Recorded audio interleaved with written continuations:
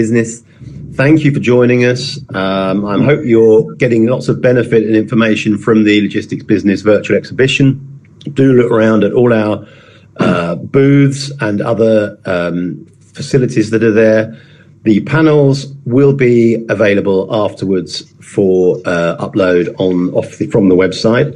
This is a great session we're about to do now. E-commerce, picking and packaging, obviously absolutely key area of modern logistics.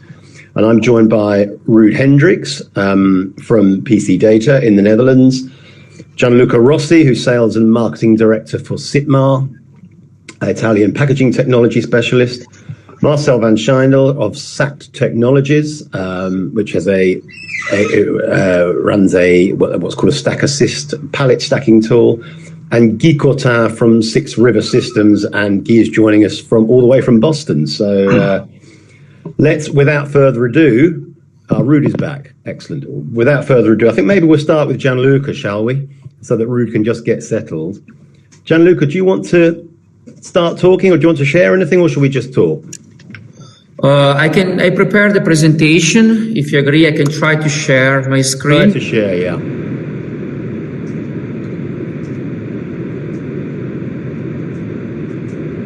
Can you see my screen? We can. Yes. Perfect. So just a couple of words about Sitmar. Sitmar is an Italian company. We are based in Spilamberto, in the northern part of Italy. Just to give you a clearer idea about our location, we are 15 minutes away from Ferrari factory. We are 55, 56 years old, and we have, to give you an idea of our size, we have about 30 million euros consolidated turnover.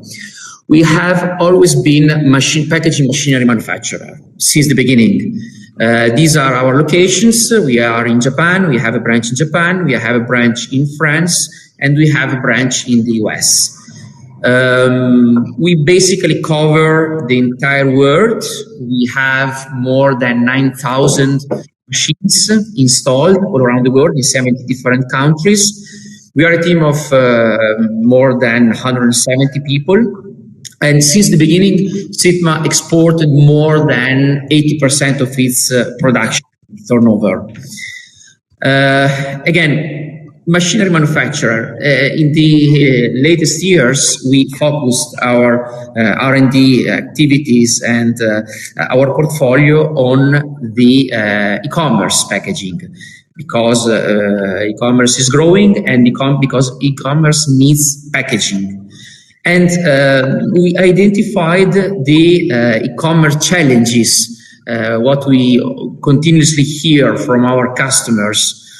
And we just summarize them. Space optimization. Transport is definitely a big cost for our customers, and space costs money, also in terms of transport. So optimization, space optimization is a key point for this kind of business. Then, where is my parcel? When we order something online, we immediately want it delivered, and we always want to check where is my parcel, where is my good, the good I bought on internet. And we every minute we want to check where our product is. Integrity, this is obvious, and at the end, sustainability. Now, plastic film is definitely not the best friend of our politicians, and sustainability is big and very important in this business. So we created a machinery portfolio. We are a machinery manufacturer, so we created a machinery portfolio. And today, I just want to give you a few words about our Fastpack. As you can see here, Fastpack is a packaging machine suitable for biofilm, film coming from corn, made by corn, for example, and paper. This is how a machine looks like. So we can split it in different areas. We have the put product. We read to understand what the article is, section, and then we have an addressing or labeling section, and then we can have a sorting section where we can sort according to, for example, this forwarding agent used by our customers. Packaging machines, yes, but in this field, in this segment, in the commerce business, it is much more than that, because our machines must be fully integrated in the existing systems, because our machines have to talk to the existing ERP, have to talk to the picking phase of the process, have to talk to the palletizing phase of the process, and our machines must be very integrated to the in the customer's environment. That's why I just put there some words like analytics, software, sensors. So it is. We are talking about a wrapper, but much more than that, because the wrapping phase is just a small part of the process. So integration and analytics related to this kind of job is definitely important in this kind of business. That's it at the moment. I just want to share with you a video. Can you see my screen? Yeah. Perfect. Just to show you how a typical e-commerce packaging machine looks like. Here we are showing you a machine suitable for paper. That means we use paper for wrapping those products. This video was taken at our premises, because we can obviously, we're not allowed to show our customers' facilities. Very, very simple. We have operators that place products on a belt here. We track and trace every single product, because we need to find the proper order related to every single product, because then we need to print or label each packaging with the address of for the destination of this parcel. So we load products. We then measure each single product, and here I go back to the space optimization, because variable to optimize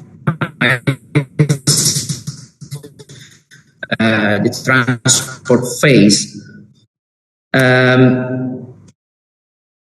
Flexible packaging is also very important for us. As you can see here, we have paper, and flexible packaging also helps a lot in optimizing the space. As you can see here, the size of the parcels generated by this machine depend on the product size. We print an address, a barcode, or whatever the customer wants. We check whether what we printed is correct or not, so we also make a matching. And we make analytics on with the data we have. We can also reject items, as you can see here, because it happens that an order is picked from the warehouse, but it is eventually cancelled by the purchaser. So when we call the customer's database, we receive an information back saying that the order was cancelled. So we reject the item. That's why these machines must be very integrated into the customer's premises, environment, and ERP. And this is a sustainable solution, end-to-end sustainable solution, because we read the product, we make the packaging around it, we print the address, and then we ship. So this is what I close the video sharing. This is the solution we developed, and this is very successful, and it is again fully integrated. I'm very happy to have partners during this panel discussion that are very linked with the business we have today, from the picking to the palletizing. So it is definitely very interesting for me. Okay, thank you. So if you just rejoin, Gianluca. So Gianluca should be back with us in a second.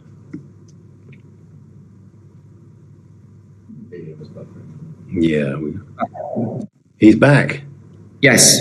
Thank you, Gianluca. That was great. A couple of questions from me. Are we seeing, do you think, as a packaging specialist, are we seeing the end of plastic as a packaging technology? Are we going to be seeing more and more paper and ways of using paper? And if so, how's that going?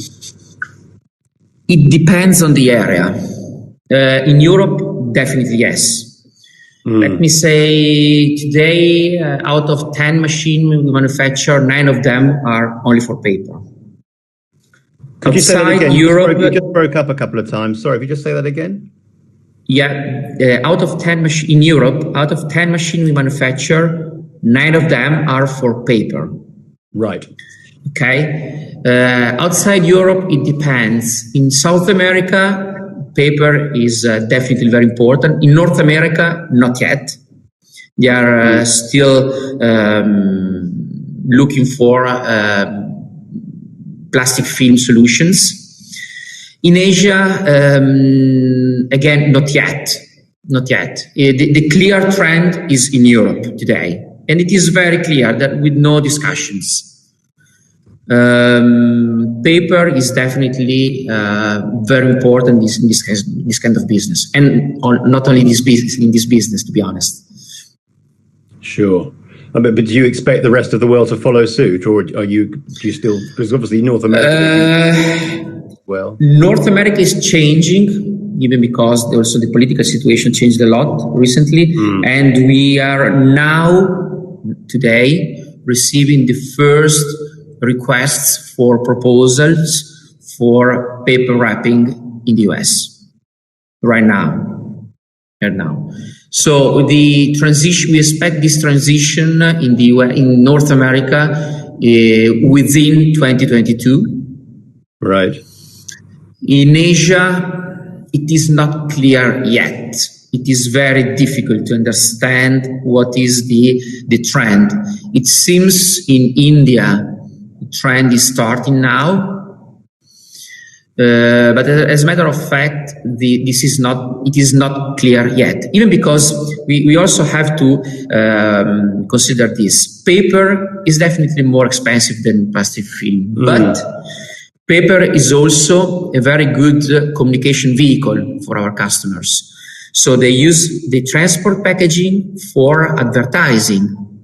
They can also sell advertising on the paper they use for transport, and this goes together with a well organized supply chain and for our customers. In Asia, it is not the case yet, but in Asia things change very quickly. So while in North America we can make a forecast of this transition, while in Asia it is more difficult to make a proper forecast. But most of us who, over the pandemic, we've been receiving more and more parcels at home, and I think almost 100% arrive in cardboard. Are there alternatives to cardboard, or is cardboard sufficiently sustainable in how it's produced? Or did cardboard your company is sustainable. Need to find... Yeah, cardboard is sustainable. Cardboard is sustainable, but we decided to invest in flexible paper rather than cardboard because from a logistic point of view, it gives a lot of advantages. Of course, it is less protective, but consider that this packaging is a transport packaging. So products already have their own primary packaging. And in addition, our machines work from reels of paper. So from a logistic point of view, it is very easy to handle. While cardboard occupies space, cardboard needs to be stored before using it. So it is a bit more complicated from a logistic point of view. It is an alternative solution. It is not really competition against cardboard. It is different. As a matter of fact, we see that customers are appreciating more and more flexible packaging thanks to the fact that they use reels of paper, and the reel can last for 12, 15 hours production, one single reel. And if you have to put in your warehouse a reel, it is definitely easier than a pallet of cardboard, empty cardboard. Right. Okay, well, thank you, Gianluca. We'll have some more group questions at the end if you could stay with us. Ruud, can I come to you next? Sorry? Can I come to you next? Yes, but unfortunately, because of, some technical problems, I cannot share my presentation. So shall we just talk? Yeah, that's fine to do. I can talk a little bit about what I want to present. But I also wanted to show some solutions, but unfortunately that's not possible. I think we skipped that part. Is that okay? Well, it's a shame. I'm disappointed about that. But what we can do is once we've sorted this glitch, we'll load your video after the event to the website so that our viewers can see it. So maybe if you can talk about it now, then they can look at it in more detail. And we'll also put it on the Logistics Business website in the next few days. So just tell us what you were going to show us, though. Yeah, I want to talk about, first of all, PC Data is a pick-to-light specialist. So we're delivering pick-to-light solutions and all kinds of solutions which are related to that, like pick-to-light, put-to-light, mobile picking cards, and so on. I want to talk about this is a picking and packaging panel discussion. So we have to focus on the picking part. And I wanted to talk about the characteristics of e-commerce picking, the match between e-commerce picking and pick by light solutions. I want to show the pick by light solutions, but unfortunately I cannot do that. And last but not least, also the integration to the packaging. If you look to the characteristics of e-commerce orders, then you see that actually there's a lot of picking on unit level. It's business to consumer. And consumers are not ordering, sometimes they are ordering full boxes of one product, but they also not ordering full pallets. It's most of the time it's units, what they are ordering. 1 unit, 2 units, 3 units, not a lot of units per order. So that's typical for e-commerce, and that's very suitable to work with pick by light solutions. Other characteristics is that you have a low number of units per order, and you have many orders. You are doing business to consumers, not business to business. So you're picking on consumer level, which is most of the time just 1, 2, 3, 4, sometimes 5, 6, 7 units, but not more than that. And you need to be very flexible. Flexible in terms of peak and peak capacities. You need to handle peaks during the week or during the year. Think of Black Friday if you look to the year. Think of the Monday, which could be a busy day if you just have an operation of 5 days per week and people keep ordering during the weekend. Then you also have peaks on Mondays during the week. And of course, you need to be flexible in growth. We all know that the online companies and businesses can grow very fast. And also the growth is also quite unsure. Will you grow fast or will you slower? So you need to have that flexibility in peak capacity and growth. Okay. If you look, do you guys still hear us? Yeah. No, I wasn't sure if you'd finished. I was going to ask you a couple of questions about pick-to-light technology. Do you have any sense of which sectors it's particularly good for? Because there's different types of picking technology now. Mm-hmm. And which sectors do you think pick-to-light technology? Sectors and industries, you mean? Yeah, exactly. Yeah. Well, you see, pick-to-light is extremely useful if you have to do unit picking. And most of the time, let's call it smaller pots. That pick-to-light is already proven a lot, and also in retail picking, where you have smaller parts, most of the time quite more expensive parts, because then in retail picking, you also already do unit picking, picking on unit levels. So think of electronics, cosmetics, but also in food industry, if you're picking food boxes and stuff like that. So quite a lot of industries, but characteristics are really unit picking, and most of the time that's also with let's say some more expensive parts. I think in those kind of industries, it's very successful already for retail, but for sure also for e-commerce picking. For e-commerce picking, it could be successful for more industries because the relation to unit picking. Right. What do you think are the advantages of pick-to-light technology versus, for example, voice picking? Well, and that's actually the match I want to talk about. That pick by light solutions and e-commerce picking, it's a perfect match, and that is because the pick to light technology is proven to be the most productive picking technology for unit picking. In particular, if you have to pick more parts on a smaller surface, so that the distances between the picking of different SKUs is not that much. And why is that? It has to do with the anticipation. If you see a light lighting up, that's much faster. You're already catching with your eyes the position where you need to go to, and you also already see the next position where you have to go to. If you compare that, for instance, with voice picking solutions, then as people are hearing a location number, then they have to anticipate on which location number they are hearing, and then they need to look for it. They can do that in a few seconds. But with pick to light, you already see the correct location in milliseconds, so much faster.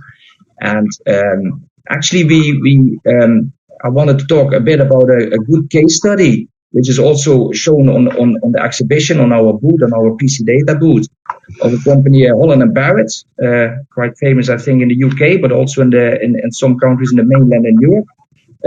They've done all of it. They've done with picking with RF handhelds. They've done voice picking, but they also done pick to light by us. And they do all the e-commerce picking. They change over to pick to light. They've tried all of it, and they are just one example, but we have more of that.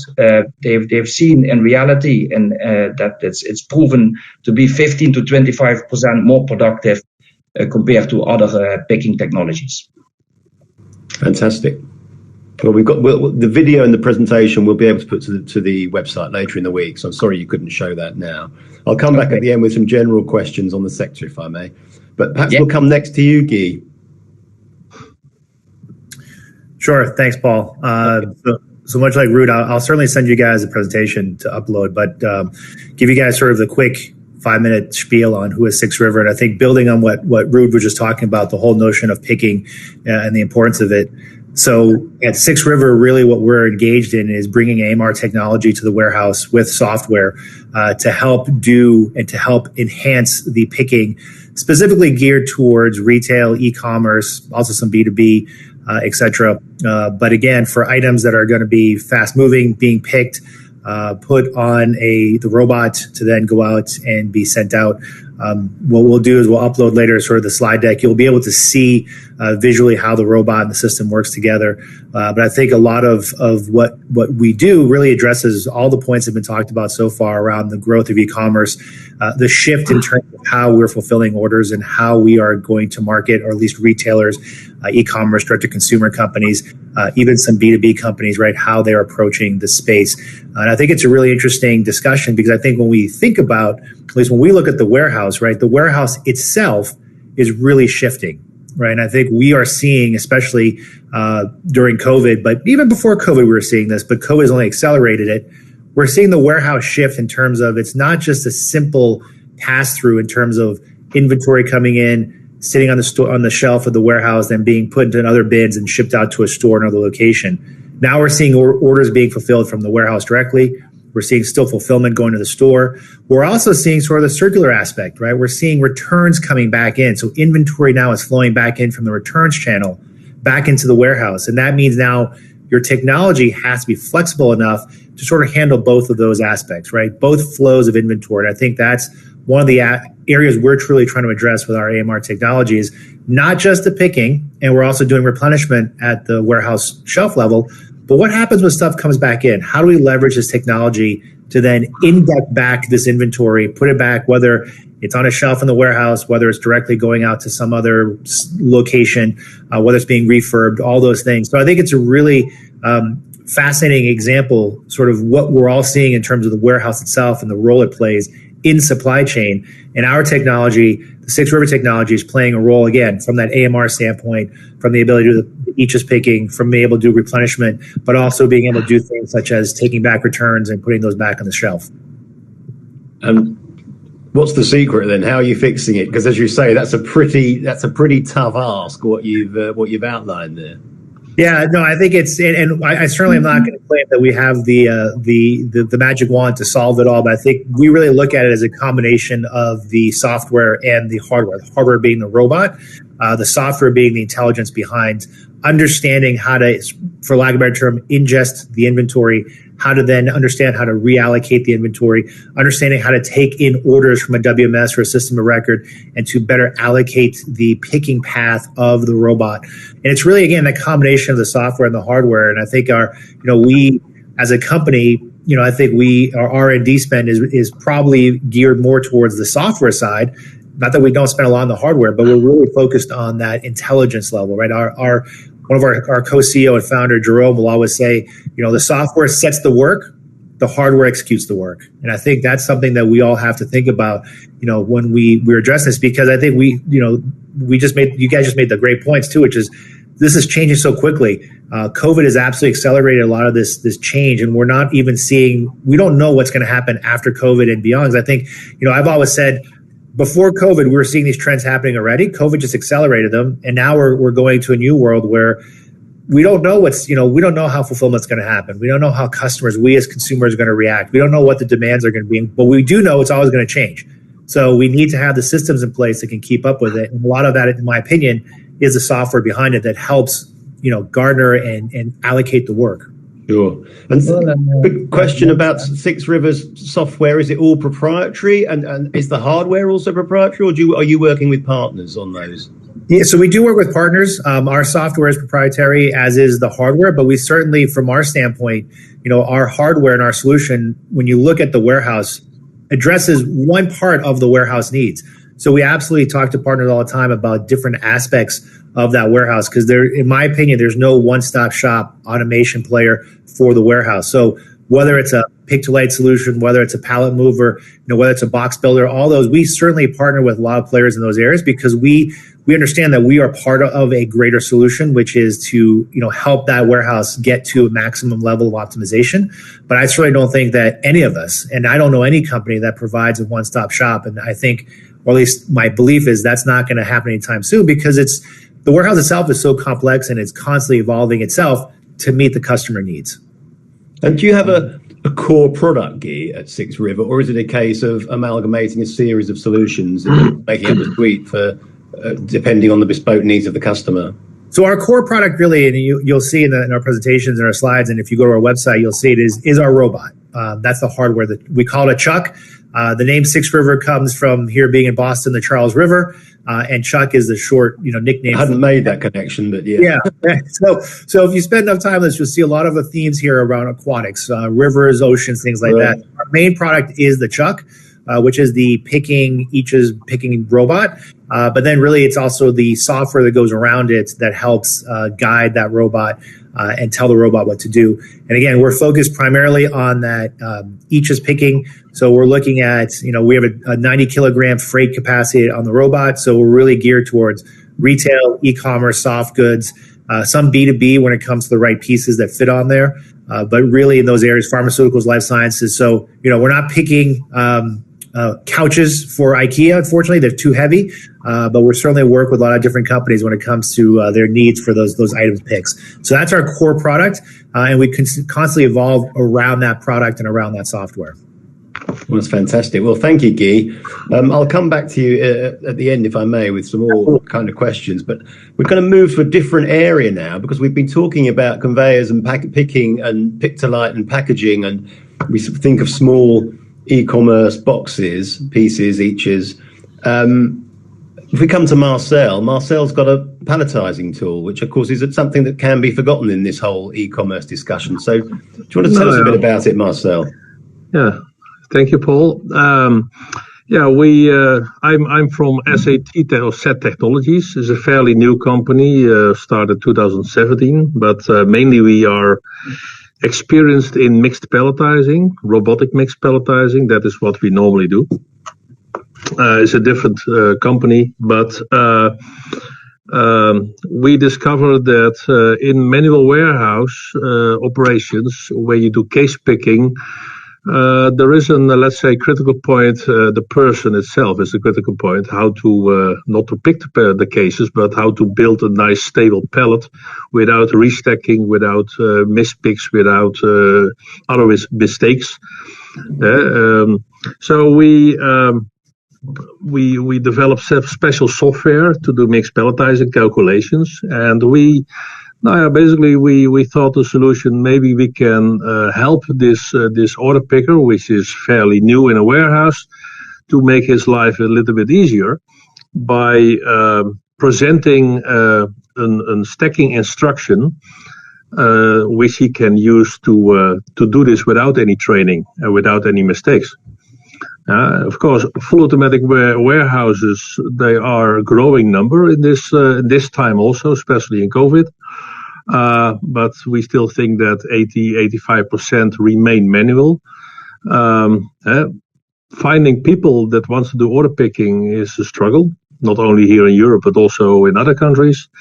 To find people that will remain in the company after the training they have to give. It becomes more difficult, more work in less time. So mistakes are due to make. And this tool can help really lowering the cost and speed up the productivity. And I think a Stack Assist tool is, when you see it, you understand in 3 seconds how it works. There is a little more critical complexity under the hood, but that's more related to specific data that we need from WMS systems based on order and packaging information. But it's an interesting market, especially for, let's say, the manual operated warehouses. You can assume that, what I said, the larger the Amazons and everybody else.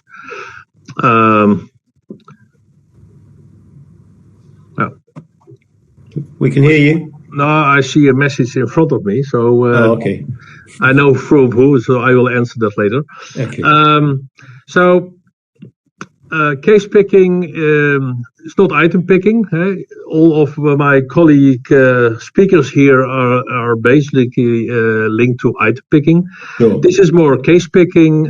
Can be food retail, of course. There's an interesting market. You see a lot of people struggling with the fact that they need to build very stable pallets that they don't bring down. The other benefit is if you do it well, you get even more cases in a truck. Yeah? That is also a possibility. But because of the special requirements most customers in food retail have, it is really difficult for people to understand how to build a stable pallet. An order pick round can take up to 1 hour. You will stack 120, 140 cases on a pallet. And it is very difficult to look ahead if you don't have the experience. So we see a growing number in this solution, especially because also it is a good fit between fully manual and a start towards automation. Yeah. And is there a limit on the sizes of cases? Obviously, there's only certain cases you can get onto a pallet. But of course, to talk to Guy, we are not stacking sofas for IKEA. No, of course, there is no limit in sizes of cases. Once we had a potential customer that was stacking blinds, window blinds. These were very long, but the cases were small. That is possible, of course. There's all type of carton cases, boxes, trays, whatever product you can imagine, which will be stacked on a pallet or even in roll cages, is a suitable product. Right. So drinks bottles, for example, as well, beverages as well. Yeah, and of course, all the rules that already customers work with, like weight, the heaviest on the bottom, the lighter on top. But you can imagine that if you have crushability items, you have shop floor loading, meaning that your pallets will be picked according the layout of the store where they have to move to. Everything what at an automatic food retailer is required for, we can also do in manual warehouses. We use basically also partly the same software. The algorithm behind is also used for full automatic mixed palletizing, which has to do the same thing. But not everybody can afford that. No. For that type of technology, you need really large investments. Stack Assist is simple. You can mount it on an existing order pick truck. We even are trying to use it in combination with AGV and AMR to create, let's say, a zone pick concept, a dynamic zone pick concept, where you eliminate the factor that you have to walk with your order picker. That's something new. Let's say I'm a manual. I'm stacking the system, then using your system. There's a light that shows me where to put the next case, where to place it, and and in what shape.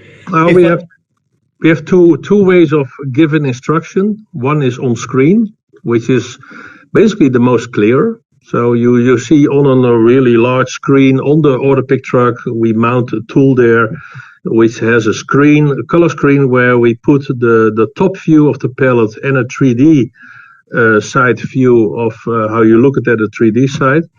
We display the number of cases to be stacked. We display also the article number, where it is picked from, the number of numbers that you have to pick. So all that pick information is also available on the tool itself. And additionally, we have a laser which will be pointed out on top of the pallet, exact position where to put the case. Now, the laser is new to the market. It's not a dangerous laser, but a laser has the benefits that lights up on the product. You see fairly on top of a product exactly where to put the case. And if I put it in the wrong place?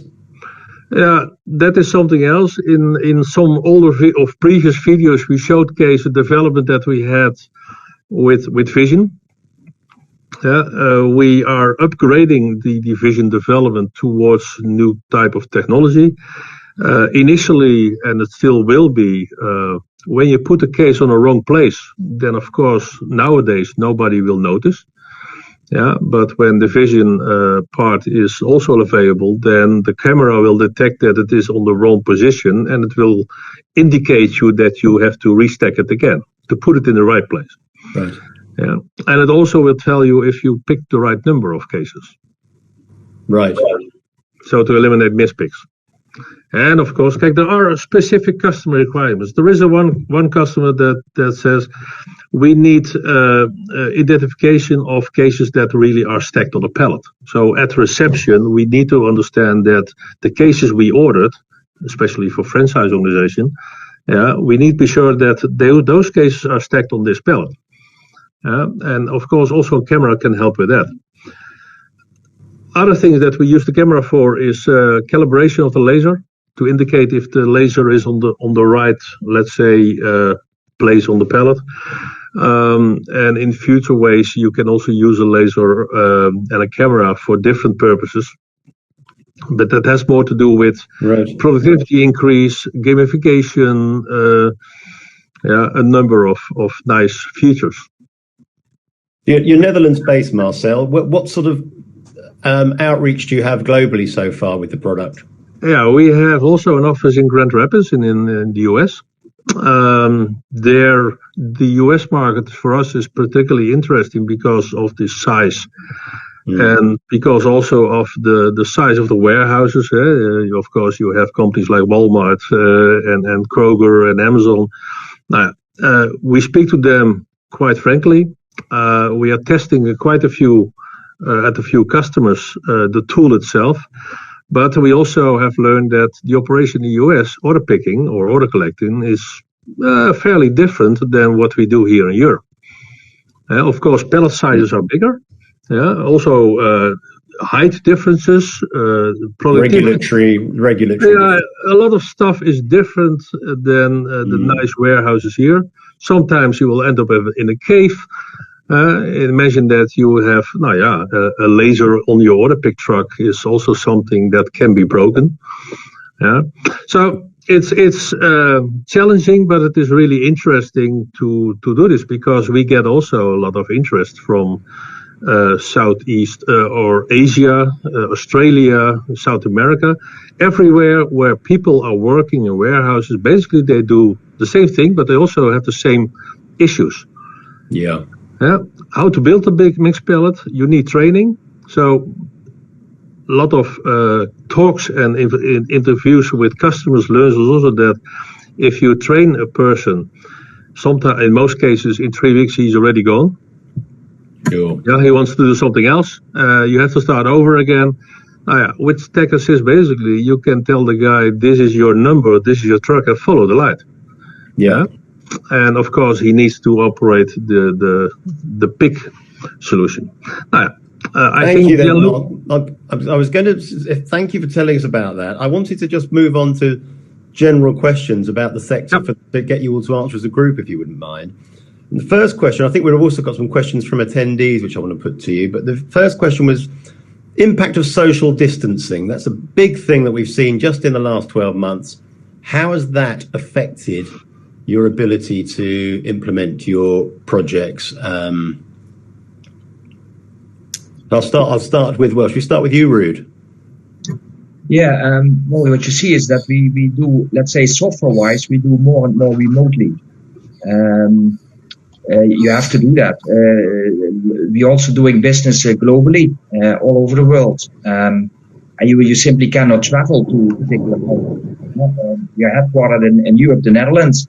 We have some offices in other countries, particularly in the US, quite also big office, which can support you with the local installations. But in other countries, that's where you don't have your local offices. You have to work hardware-wise with third-party companies who help you to do the hardware installations. And software-wise, it's done more and more remotely. But it's possible. This year, first week of this year, we put a pick-to-light line, including intelligent conveyor technology. We put it live in Australia. With a local installation partner for the hardware part and the software thing and training and so on for the client, we did remote from Europe. So that's really on the other side of the world. So it's possible. What about in terms of operations of the product, though? In the operation of a pick-to-light system where lights could be sending 2 members of staff very close together regularly? I mean, maybe that doesn't happen. I'm just trying to think of scenarios I've seen. Yeah, most of the installations that is not happening. It could happen with pick and pass installations where people are handing over orders to each other. But also if they take some rules into account, it's still possible to work that way. But of course they need to keep rules into account to do the social distancing. That needs to happen. Yeah. Gianluca, what about you on the packaging line? Just in terms of implementing your own projects, but also in terms of operationally how they're used day to day, trying to observe social distancing regulations. Yeah, let me split the answer in 2 parts. First, if we think about the sales activities, which is focused on understanding the customer's needs, this is just remotely done because we just cannot travel. And it is relatively easy to do that. But we were obliged to implement, for example, virtual commissioning of our lines. So we can basically make commissioning of our lines after installation from remote.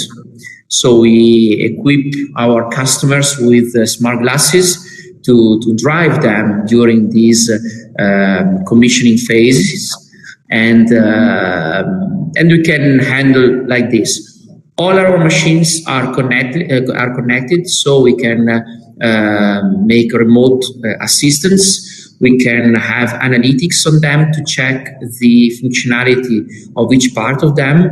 And our customers are obliged to open to open a virtual gate in order to connect with our machines.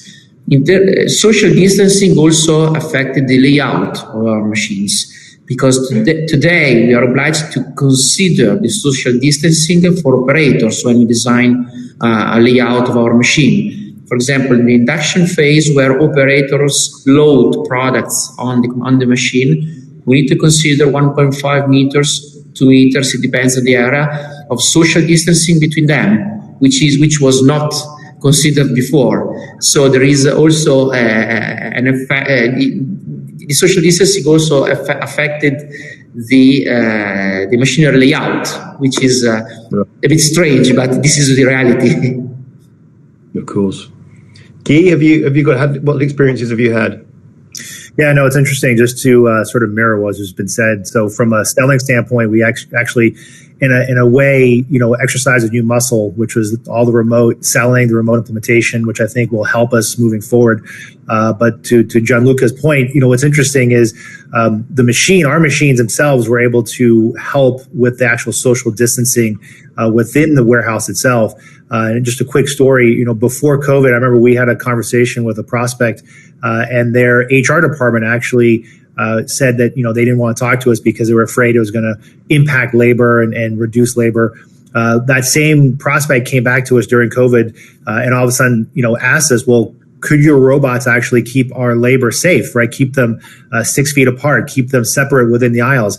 And that's absolutely something that obviously the system can do, because while it's a guided pick path, we can set it so that no labor will be within 6 feet of one another while they're picking. So it's sort of a secondary value prop that's come out of the hardware.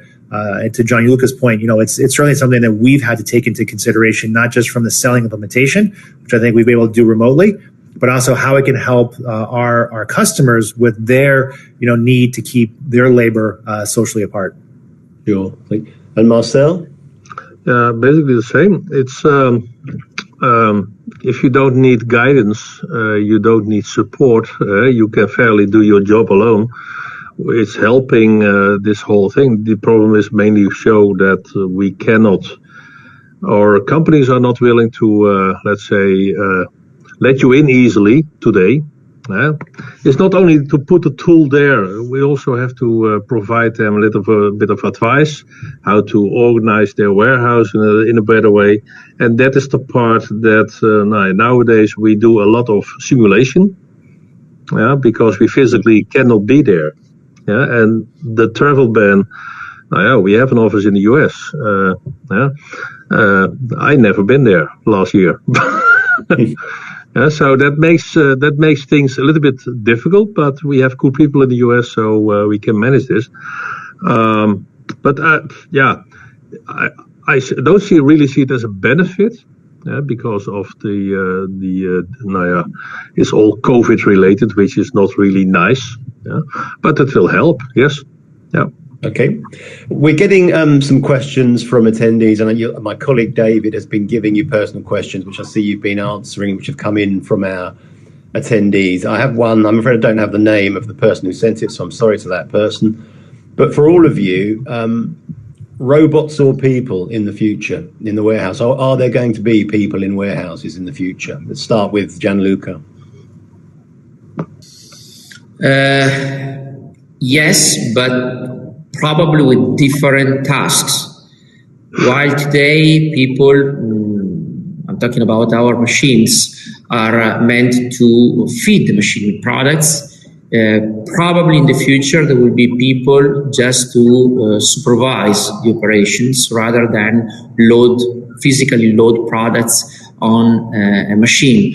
There will be people to make analytics on the available data, to optimize the production, to optimize the cycles, and to optimize the flows, rather than simply, let me say, moving materials around a warehouse and loading a machine. So there will be people, but with different tasks, and probably with higher skills compared with the ones we have today in the logistic center. Okay. Ruud, what's your view of that? Yeah, I'm sure there will be people in the future still in the warehouses. Of course, I fully agree with Gianluca. It's task related. Of course, many tasks in the warehouse, but if you just look to the picking part of it, it's also depending, what kind of products you need to pick and what kind of volumes and so on. The shape of the product is important and is determining how nowadays robots can already do the job or not. And that will not change from one day to another, but of course robots will be better and better in the future. They will keep improving, so they will start doing more and more tasks in the future. I'm sure about that. Okay, thank you. And Guy? Yeah, I absolutely agree. I think we'll always have people and robots. I think robots will enhance what the people are doing in the warehouse. And to the points just made, I think you look for people to do more sort of higher skilled set type jobs. I think if we, one area I think we'll see is that as fulfillment becomes even more personalized, the human will be asked to do more of that personalization of fulfillment, while the robot, to Ruth's point, will do sort of the heavy, boring, menial tasks, but the human is still going to be asked to do, if there's a package going to Guy or Paul or Marcel or Ruth or Gianluca, they're all going to be different. And that human will be the one that'll be expected to make that difference, so that fulfillment becomes personalized, becomes part of the experience. So the two will work hand in hand. What sort of examples of personalized fulfillment might we see going forward? I get exactly what you're talking about, but I'm interested to know what way that might go. Yeah, and I think Gianluca just mentioned it earlier in his presentation, talking about sort of like paper, right? A basic component where you could customize that. But I think what you'll see, and you look at companies here in the United States like Mark and Graham, who gift wrapped your package whenever you get it, whether you bought it or not, it's still gonna be gift wrapped. But I think the little special touch, right? Whether it's, hey, I know that I'm ordering this gift, it's for my girlfriend's birthday, and that person's going to know that by CRM and by some other method. Maybe they'll put a handwritten note in there. Maybe they will package it a certain way. Maybe they'll add something, right? You think about in the retail world, when we buy something in a store, sometimes if a store owner knows you well, they might say, hey, I'm going to throw in an extra, X, Y, and Z in there just because I know, and it makes you, the experience becomes that. I think we're going to start seeing that fulfillment process where, we're going to have to ask, or the intelligent brands and retailers are going to ask their fulfillment engines to say, you know what? An order is not an order, right? Maybe, yes, if I'm just getting a roll of toilet paper, just send it. But if I'm getting a gift for someone's spouse, or if I'm getting a gift for a kid, or if I'm getting something that's an anniversary, or if, you know what, you're a great customer, I want to show you my respect for you, and I want to give you something extra, right? That's where I think you'll see that fulfillment aspect. I think you'll see savvy retailers take advantage of that. Yeah, fantastic. Good thoughts. And Marcel, well, we know definitely people will still be there because you need them to stack the pallets, right? Yes. And if you don't have the money to invest in full automation, then of course that is critical. But I see a big change going on, especially with the market of AGVs and AMRs. I don't believe in building a whole warehouse stick together with conveyor systems and other stuff. This whole flexibility, what you will gain with AGVs and AMRs is really wonderful. Yeah, and of course robots will be entering more and more to the warehouse itself. Sometimes you see some nice videos on YouTube, but that is all future, and I don't really believe that everything will be possible. But I see a good change in and a good mix. You still need people. You also need robots for certain things, and to find the best middle way is the challenge. Yeah, sure. Everything has to be paid for, and business cases are sometimes strange to believe. Sure. Nowadays, people like to buy robots because my neighbor also has robots. I need them. That's a good question for the guys who are talking about picking and packaging. Is cost the biggest barrier to entry for your future prospects, or is it something else? Is it mindset? Start with maybe Gianluca on that one. Cost for sure, but also safety. The ergonomic point of view of each task is very important now to make the working conditions better and better, and also the effect of avoiding any mistake. So that's why we are obliged to implement very precise track and trace routines in order to avoid any mistake. So our customers want to have zero mistakes in packaging and sending products, e-commerce products. So these are the drivers. So not only cost, let me say, and believe me, today cost is not the primary driver of this kind of decision. Right. Okay. What about Ruud? What do you think? I think it's both cost and it's getting people. It's more difficult to find people to work in the warehouse, particularly in some countries of the world, and that are getting more and more. So that will also be a big driver in the future, and also already in the past. And we've seen it already in the past, to replace people by robotics, or actually not really replacing people, but do the work with robotics, because companies cannot find the people anymore. At this moment, cost is also important. That's also the reason why I think if you look in general, warehouses, still more people doing the jobs compared to robots, particularly let's say the picking part, our core focus.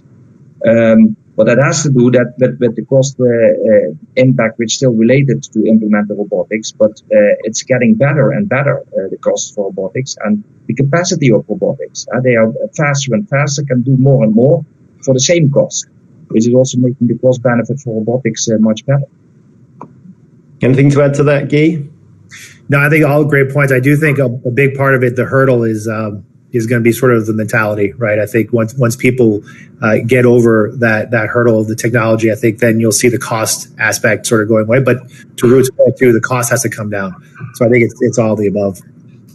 Right. Okay. Obviously, we've got you all here today to talk about e-commerce, picking and packaging. But I wonder, there's such a focus in logistics now on e-commerce and the drive, urban logistics, all this stuff. Do any of your businesses work on any projects that are unrelated to e-commerce? No. Go on, Guy. Yeah, you first. Real quick. We certainly, I mentioned earlier in the discussion about Six River, we work a lot in the B2B space. So we have one customer, a large aerospace defense company who uses our solution to basically pick parts for their manufacturing. And when I say parts, I don't mean, the big turbines, but they're picking the washers and the screws and the wires and all those parts that go into building it. So there absolutely are use cases outside of e-commerce when you're looking for, in a way, the same needs of e-commerce, right? Speed, precision, flexibility, and that's where that automation can help. The same words. It's always the same issues, isn't it? Speed, efficiency. Absolutely. Yeah, absolutely. Sustainability. Okay. Finally, then, we're coming up to the close of time. So thank you very much. But I've got to get an opinion from you on what you think is coming down the track in this space. First in picking and then in packaging. We've seen these incredible developments in warehouse technology and with pick to light and with the AMR technology that Guy talked about, the palletizer that Marcel's talked about. What are we going to see next? What are you going to be working on, in a couple of years' time? Let's start with Ruud. Well, there will be it has been discussed already in this discussion earlier today. But there will be more shift to robotics and to better robotics who can handle more and more different products over the same robot. So I see a shift into that direction quite a lot. Okay. What about you, Marcel? I see mainly the goods to person and zone picking is quite interesting. Of course, technology based. Don't forget augmented reality is also something which will help. Of course, you still need people, but in our case, augmented reality is the holy grail. If you can look to a glass and you see exactly how to build a pallet in three-dimensional, whoa, wow. That will also make the business case a little bit easier, but still knowing the market a little bit, that will take some time before it will enter really into a warehouse. Yeah, so I believe in the meantime a lot in goods to person, still using AMRs and ECVs, bring them to pick stations where people or robots will pick cases and pelletize directly afterwards. That is something what I see also as a great benefit. Yeah. Thank you. What about Guy?